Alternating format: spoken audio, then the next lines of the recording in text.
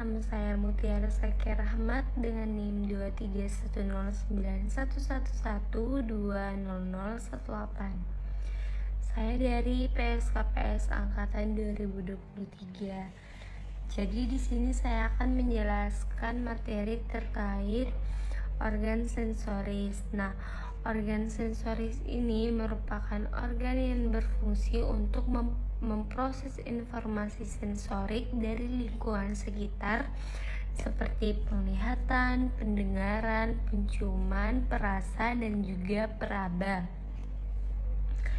Organ sensoris ini terhubung ke otak melalui sistem saraf pusat yang dimana nanti pesan-pesan tersebut itu akan diterjemahkan dan ditafsirkan. Nah, di sini saya akan membahas terkait organ sensoris pada mata, telinga, dan juga hidung. Yang pertama, saya akan membahas terkait organ sensoris pada mata.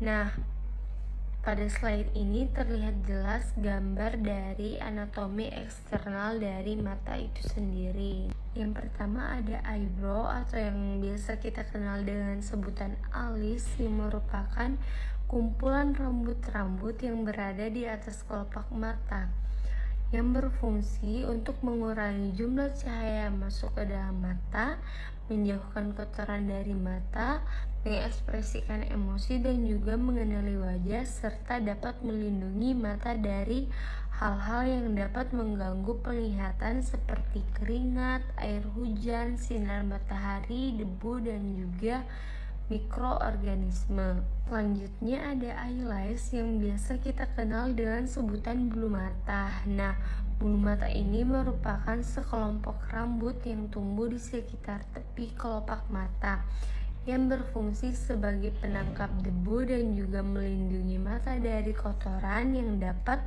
menghalangi penglihatan atau menyebabkan infeksi atau cedera. Bulu mata ini juga dapat berfungsi untuk menjaga mata tetap lembab dan dapat melindungi kornea. Selanjutnya ada yang namanya iris. Nah, untuk iris ini dia tuh merupakan bagian pada mata yang berfungsi untuk mengatur jumlah cahaya yang masuk ke dalam mata. Secara ilmiah, iris merupakan struktur yang melingkar, tipis, dan juga berwarna yang ada di dalam mata yang terletak di depan lensa dan di belakang kornea. Untuk fungsi utamanya sendiri itu adalah dapat mengatur ukuran pupil atau lubang kecil yang berada di tengah mata dan dapat mengontrol jumlah cahaya yang masuk ke dalam mata. Selanjutnya ada pupil.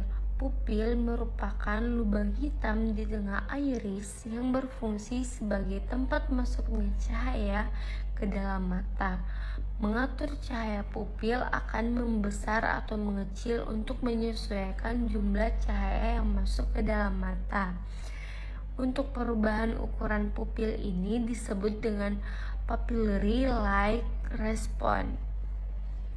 Selanjutnya ada yang namanya kelopak mata atas yang merupakan lipatan kulit lunak yang terletak di atas mata. Kelopak mata atas ini sendiri terdiri dari berbagai jaringan lunak seperti kulit, jaringan subkutan longgar, otot rangka, septum orbital, dan juga tartus. Nah, kelopak mata ini berfungsi untuk melindungi mata dari benda asing, menjaga kornea tetap lembab, dan juga berkedip secara sadar ataupun tidak sadar. Selanjutnya ada kelopak mata bagian bawah yang merupakan bagian mata yang terdiri dari kulit tipis, lempeng tarsal, dan juga otot yang mengendalikan gerakannya. Kelopak mata bagian bawah dan bagian atas ini memiliki bulu mata yang tumbuh hingga 6 baris di sepanjang tepi kelopak matanya. Selanjutnya ada yang namanya lacrimal crankle. yang merupakan nodul kecil berwarna merah muda yang berada di sudut dalam mata, yang merupakan bagian dari struktur mata yang terdiri dari kulit, folikel rambut, kelenjar sebasea, kelenjar keringat, dan juga jaringan lakrimal aksesori. Selanjutnya ada konjungtiva yang merupakan selaput tipis dan bening yang melapisi bagian dalam kelopak mata dan menutupi sklera, yang merupakan lapisan serat putih yang menutupi mata. Konjungtiva ini juga melingkar ke belakang hingga ke tepi kornea atau lapisan bening di depan iris dan pupil yang berfungsi untuk membantu melindungi mata dari benda asing dan mikroorganisme penyebab dari infeksi, dan juga dapat membantu menjaga lapisan air mata dan juga dapat membantu bola mata dalam bergerak. Selanjutnya ada palpebral fissure yang merupakan ruang elips yang terbentuk di antara kelopak mata yang terbuka, yaitu di antara katus medial dan juga lateral. Pada manusia dewasa ukurannya itu sekitar 10 mm secara vertikal dan secara horizontal sekitar 30 mm. Selanjutnya ada yang namanya komissura lateralis dan juga komissura medialis. Nah, komissura ini merupakan sudut mata tempat kelopak mata atas dan bawah bertemu. Untuk komissura lateralis ini dia lebih tajam daripada komissura medial. Selanjutnya ada anatomi internal pada mata. Yang pertama itu ada kornea. Nah, kornea ini merupakan lapisan terluar pada mata yang transparan dan juga berfungsi untuk melindungi mata dan memfokuskan cahaya yang masuk. Selanjutnya ada pupil. Pupil sama seperti yang telah saya jelaskan tadi, dia itu merupakan lubang hitam yang berada di tengah iris. Kemudian yang ketiga ada iris. Selanjutnya ada lensa mata. Untuk lensa mata itu sendiri adalah bagian mata yang memiliki peran penting untuk membelokkan cahaya dan memfokuskannya pada retina. Pada dasarnya, fungsi dari lensa mata itu sendiri yaitu untuk membantu seseorang agar dapat melihat dengan jelas. Selanjutnya ada retina. Nah, retina ini merupakan lapisan sel tipis dan transparan di bagian belakang bola mata yang berfungsi untuk mengubah cahaya menjadi sinyal listrik yang dikirim ke otak. Kemudian otak nantinya akan menerjemahkan sinyal tersebut menjadi gambar yang dapat dilihat. Selanjutnya untuk organ sensoris yang kedua ada telinga. Telinga merupakan organ indera yang berfungsi untuk mendengar suara dan juga menjaga keseimbangan tubuh. Pada telinga terdapat bagian-bagian yang terdiri dari telinga bagian luar, telinga bagian tengah, dan juga telinga bagian dalam. Yang pertama, telinga bagian luar. Untuk telinga bagian luar terdiri dari auricle atau auricula atau biasa kita kenal dengan sebutan daun telinga, merupakan bagian telinga yang terlihat dan berada di luar kepala.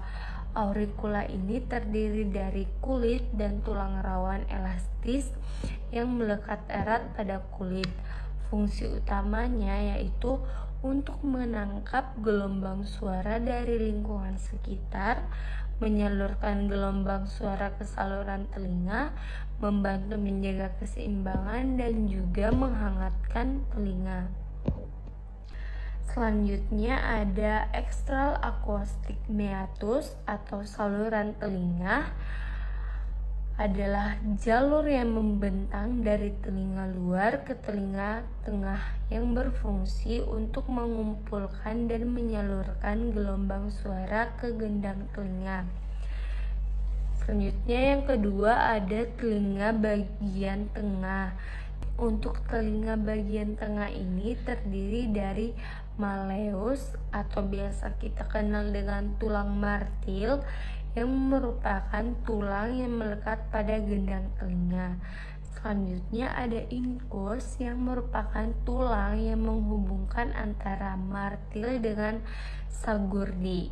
Selanjutnya yang terakhir ada stapes atau tulang sanggurdi yang merupakan tulang pendengaran terakhir di telinga tengah yang berfungsi untuk mengirimkan getaran suara ke telinga bagian dalam. Tulang ini merupakan tulang terkecil dan teringan di tubuh manusia. Ukurannya sekitar 2-3 mm. Kemudian yang ketiga ada tulang bagian dalam. Nah, di tulang bagian dalam ini terdiri dari koklea dan kanalis semisirkularis. Untuk koklea sendiri merupakan organ yang berbentuk siput yang terletak di dalam telinga bagian dalam dan berfungsi untuk membantu pendengaran. Koklea ini memiliki fungsi utama untuk menerjemahkan gelombang suara menjadi sinyal listrik yang akan dikirimkan ke otak. Selanjutnya, untuk kanalis semisirkularisnya sendiri ini adalah 3 tabung kecil yang terletak di telinga bagian dalam yang berfungsi untuk menjaga keseimbangan dan juga merasakan posisi di kepala. Selanjutnya untuk organ sensoris yang ketiga yaitu hidung. Nah, hidung ini merupakan organ yang terletak di tengah wajah dan memiliki beberapa fungsi yaitu pernapasan, penciuman, pengecapan, dan juga membersihkan udara yang masuk ke dalam tubuh. Nah, di hidung ini memiliki beberapa bagian. Di antaranya itu ada lubang hidung. Nah, lubang hidung itu nanti dia berfungsi sebagai pelindung hidung dari ancaman luar. Kemudian terdapat juga septum. Nah, septum hidung ini nanti adalah dinding antara lubang hidung yang memisahkan saluran hidung. Septum ini terbuat dari tulang rawan dan juga tulang tipis.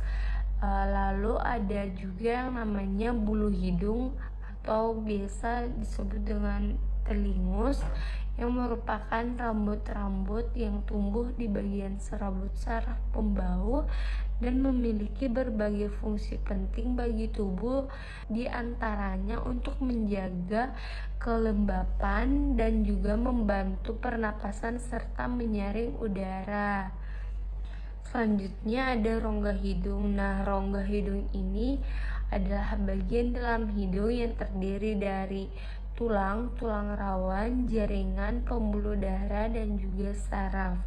Rongga hidung ini merupakan bagian dari saluran pernapasan bagian atas dan memiliki beberapa fungsi, diantaranya untuk menjaga kelembapan suhu dan tekanan udara dan juga menyaring udara yang masuk ke dalam tubuh serta jalur masuk udara menuju tenggorokan dan juga sebagai jalur keluar terakhir udara dari paru-paru sebagai indera penciuman. Selanjutnya ada yang namanya saraf hidung atau biasa kita sebut dengan saraf olfaktori yang merupakan saraf kranial pertama yang berfungsi sebagai reseptor utama untuk indera penciuman. Kemudian terdapat juga tulang rawan hidung yang merupakan bagian dari hidung yang membentuk sepertiga bagian tengah dan bawahnya. Kemudian terdapat juga saluran hidung atau nasofaring. Nah, pada slide ini itu ada banyak bagian-bagiannya. Ada corpus callosum, sinus sphenoidalis, kemudian ada hipofisis, dan ada pons, ada arteri basilaris, ada medulla oblongata, kemudian ada atrium, concha middle, concha inferior, nasal vestibuli, meatus inferior, meatus middle, meatus medial, dan masih banyak lainnya. Selanjutnya di sini saya akan menjelaskan tentang nervus kranial. Nah, nervus kranial merupakan sekumpulan 12 saraf yang mengirimkan sinyal listrik antara otak dan berbagai bagian kepala, wajah, leher, dan tubuh. Sinyal-sinyal ini dapat membantu kita untuk melihat, mencium, mengecap, mendengar, dan juga menggerakkan otot-otot di wajah. Saraf kranial dimulai di bagian belakang otak. Kemudian saraf kranial ini memiliki 12 pasang. Setiap pasang sarafnya terbagi untuk melayani kedua sisi otak dan juga tubuh kita.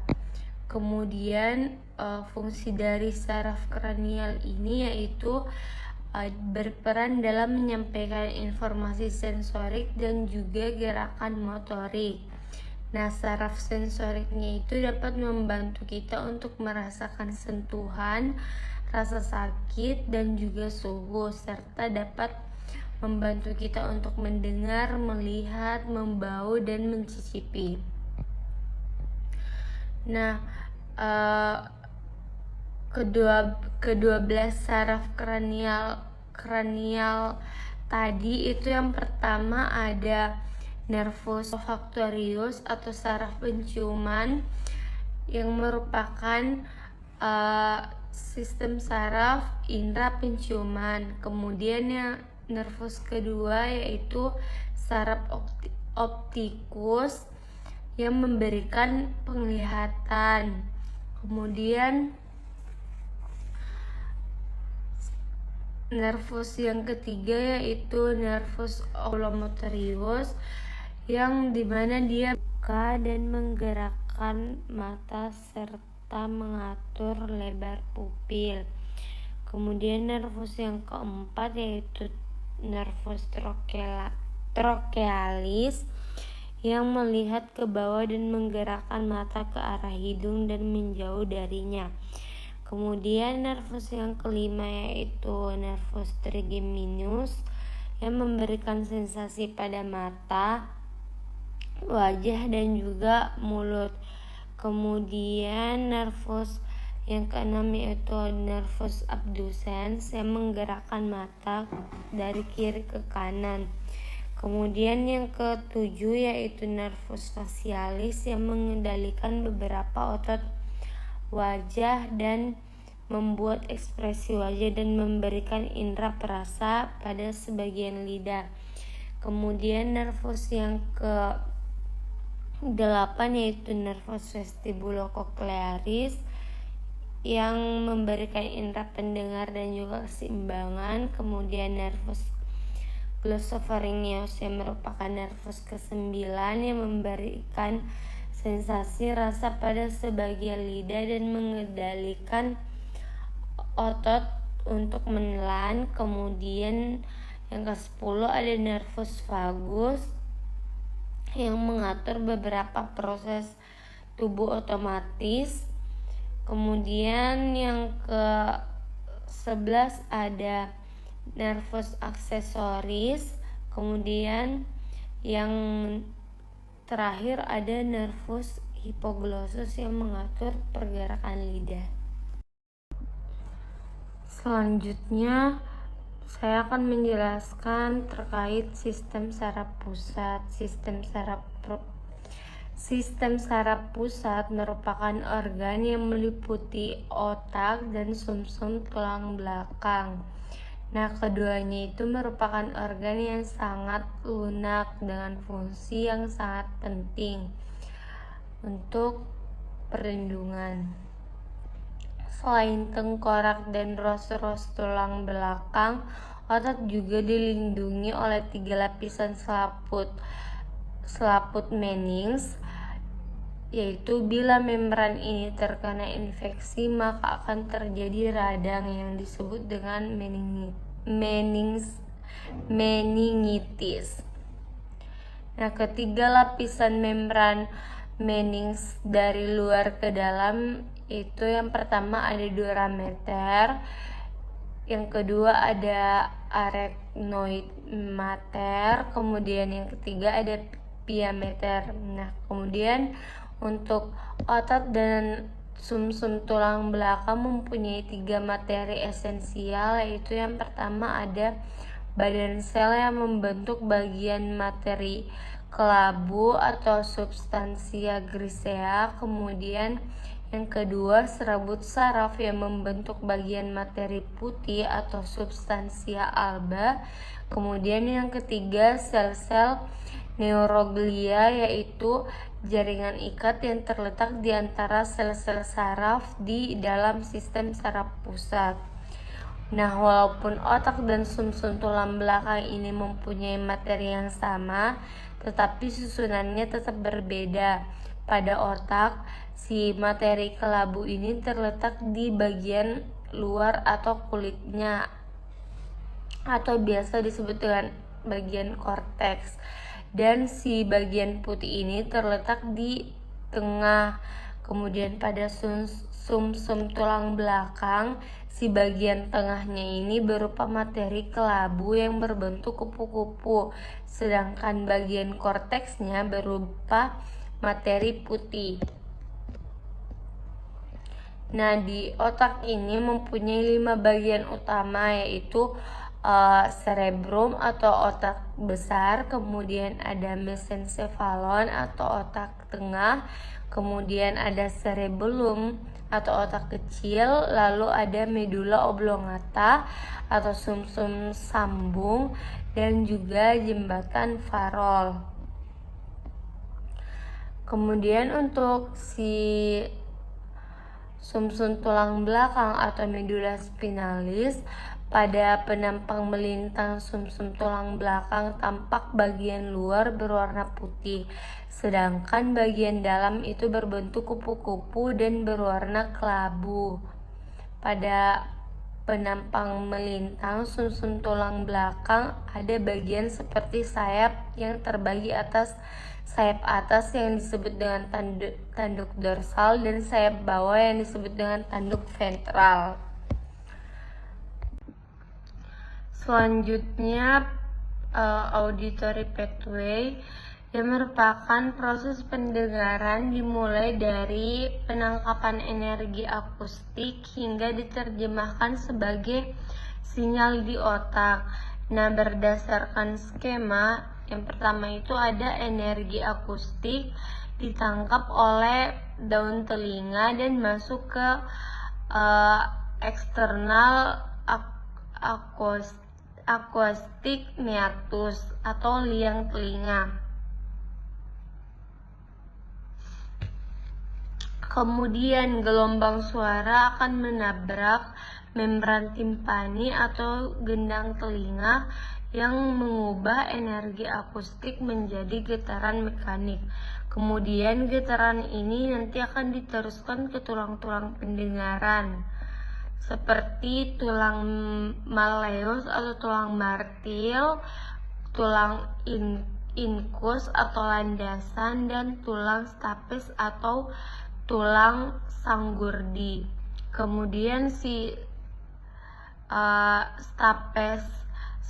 tulang stapes ini nanti akan mentransmisikan getaran melalui oval window menuju perlimfa di skala vestibuli. Kemudian terdapat pergerakan perlimfa yang dapat memicu pergerakan cairan endolimfa di koklea yang menggerakkan basilar membran.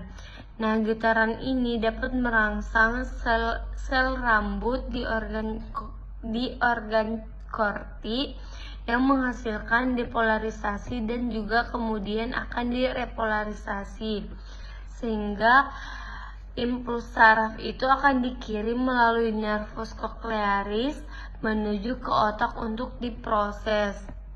Nah, proses Proses pemrosesan suara itu terjadi di otak pada saat impuls saraf diteruskan ke nukleus koklea dan naik melalui berbagai stasiun di batang otak seperti colliculus inferior yang untuk analisis lokasi suara, kemudian ada corpus geniculata medial sebagai pusat integrasi sensorik, kemudian akhirnya nanti sinyalnya itu akan mencapai korteks auditori di area 41 di lobus temporal untuk persepsi dan juga interpretasi suara.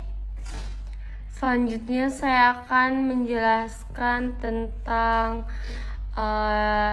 jalur refraksi cahaya atau light refractory pathway.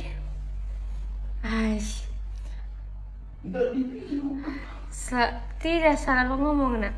Selanjutnya saya akan menjelaskan terkait pathway-nya, yaitu jalur refraksi cahaya. Nah, pada gambar di atas ini terdapat bulbar konjungtiva yang tidak ditunjuk secara spesifik, tetapi ini adalah bagian dari lapisan luar mata yang meliputi sklera atau bagian putih mata.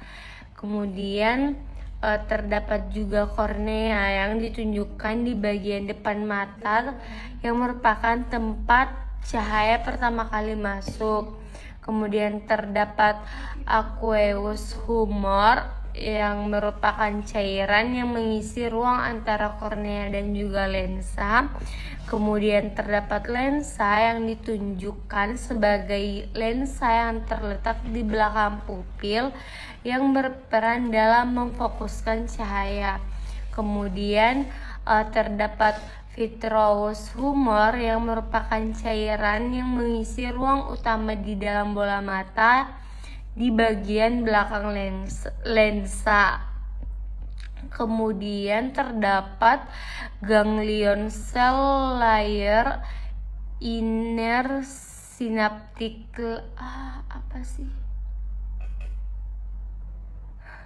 Kemudian terdapat lapisan paling dalam di dalam mata yang tidak digambarkan secara rinci. Jangan itu anjir. Kemudian terdapat juga abnormalitas mata atau abnormalities of the eyes.